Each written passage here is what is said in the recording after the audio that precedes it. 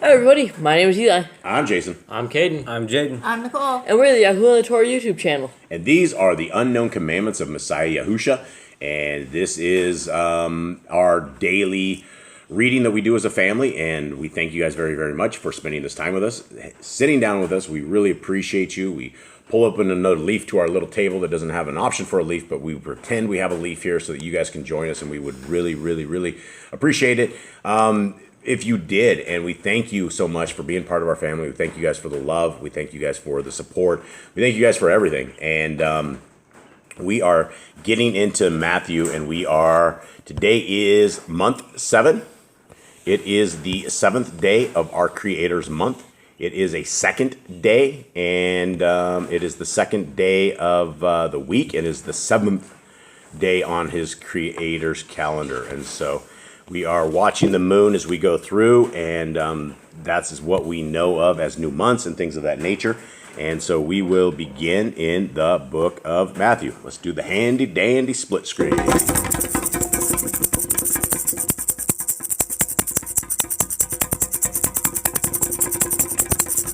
Yeah, we almost made it. There we go. Got it. Long one. That was long because I actually messed this up to begin with, so it was even worse than it normally is.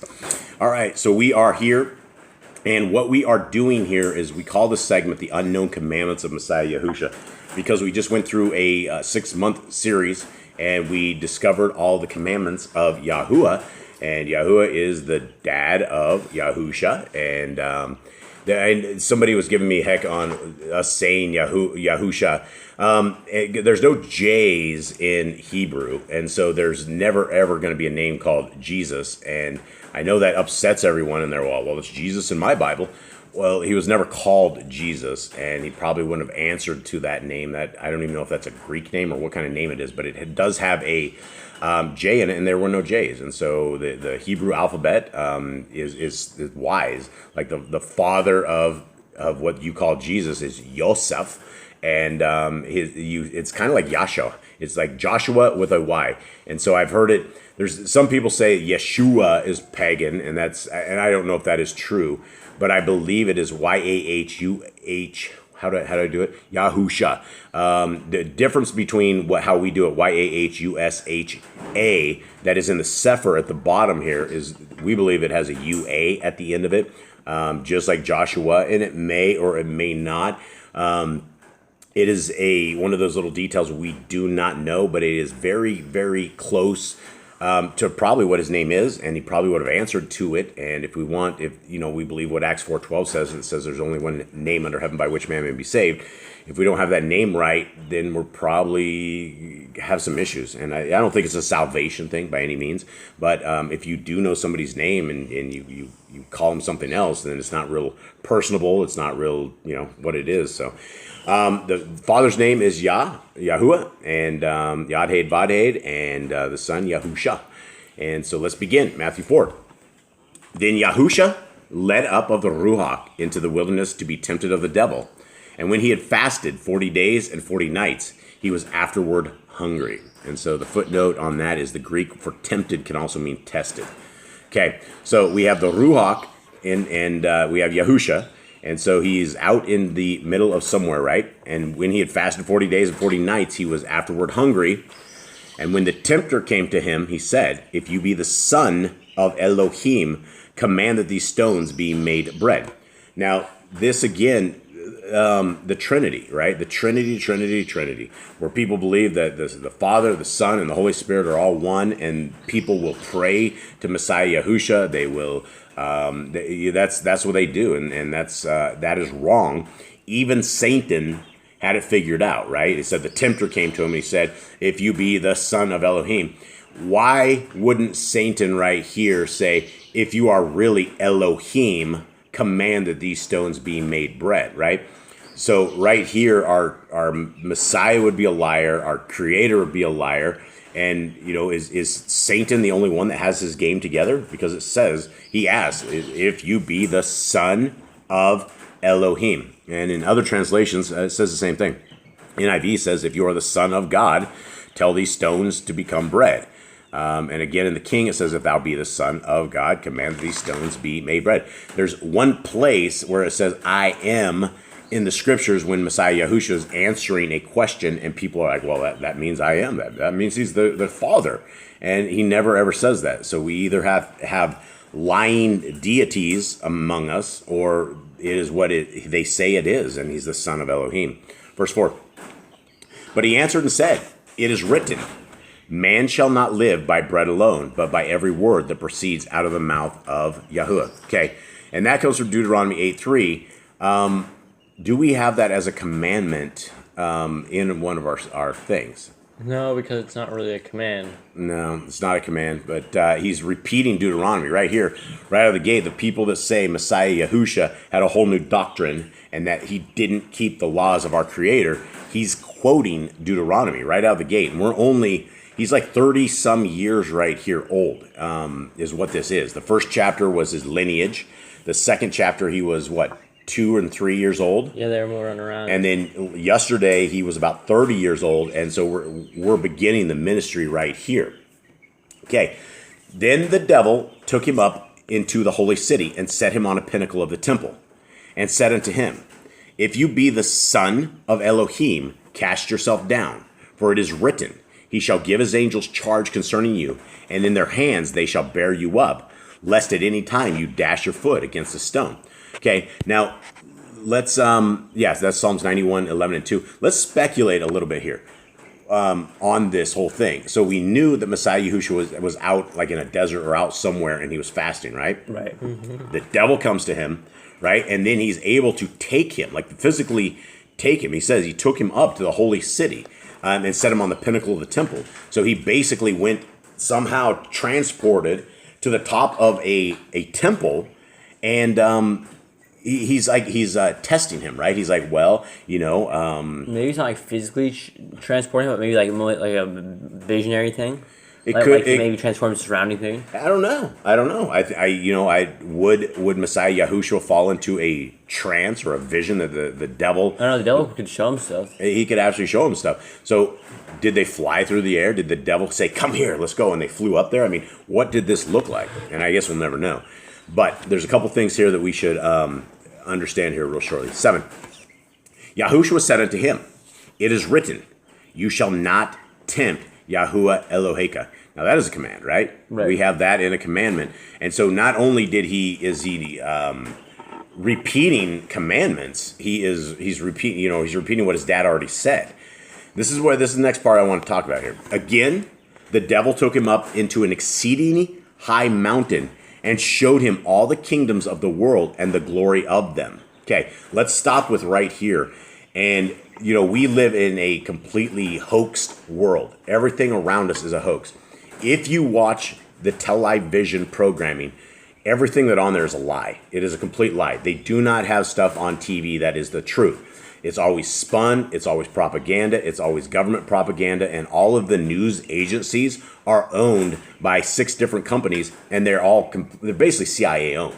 So what you watch on the news, if they say, X amount of people are dying, it doesn't mean any of that. That's all they're doing is they're programming people. We recommend that nobody watches TV at all, nothing, that you do not watch commercials, you do not watch TV, because it's called television programming for a reason. And I speak of this because the great hoax is that we live on a round ball, that we're a bunch of monkeys on a spinning water ball.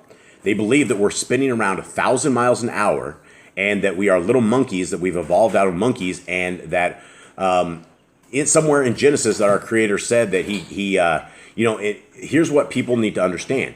They say that we're spinning through space at this crazy speed, even though nobody's ever felt a bump, no one's ever felt a jostle. When you look at a lake, it's completely clear. And what I will tell you as a RF engineer for years and years and years, there is no curve. There is zero curve. I can tell you how radio frequencies work. And if there was curve, like they have tried to sell us, then how radio frequency works, it does not work.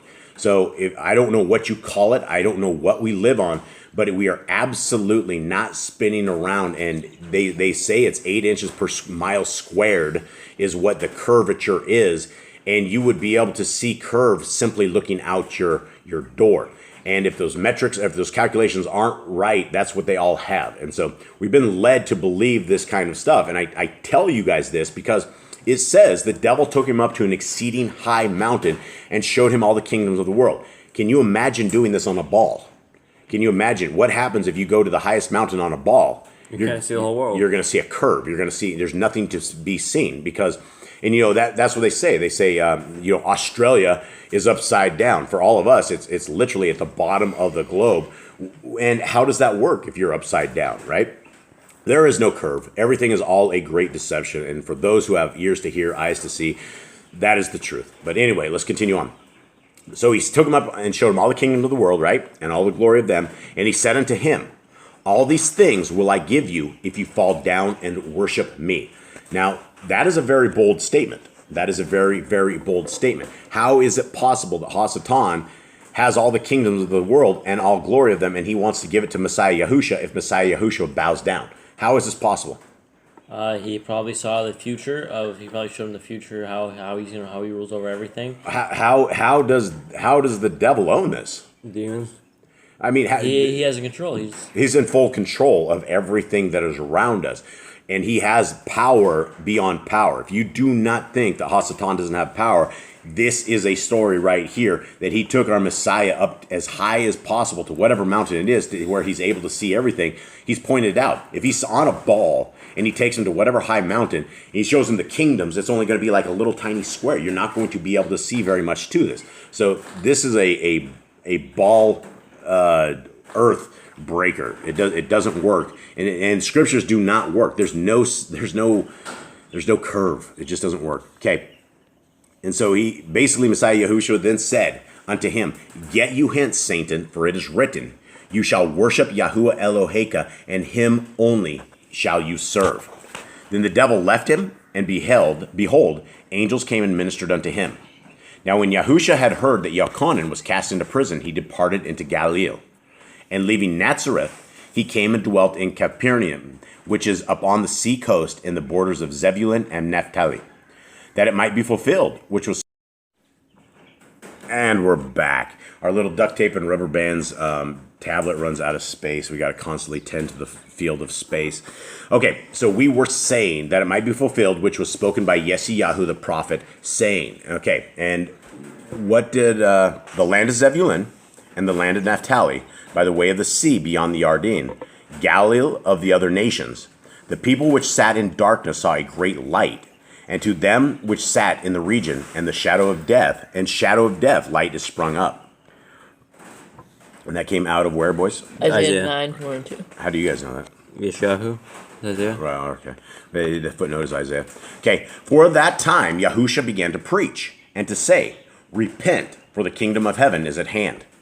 And Yahushua, walking by the sea of Galilee, saw two brethren, Shimon, called Kepha, and Andrai, his brother, casting a net into the sea, for they were fishers. All right, so we have some celebrities here, right?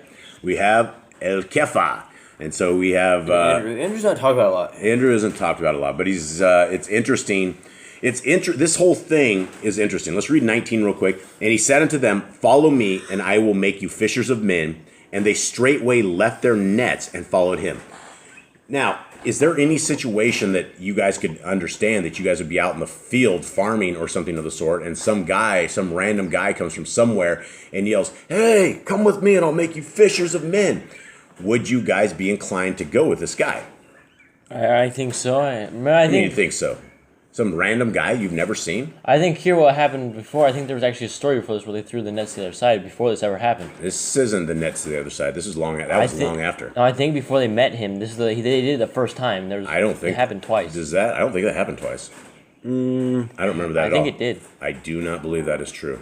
But you can research and you can find out. There's only one account when you threw the nets to the other side, and then that's when they bring in. There's two accounts of that one, and it's in two different books. And it all has to do with the 153 fish. I could be wrong. Yes, you are. I believe you are. And if you are not wrong, I will come on and let everybody know that you are not wrong. But I believe you're wrong. Okay. And there's one way you can prove you right and me wrong.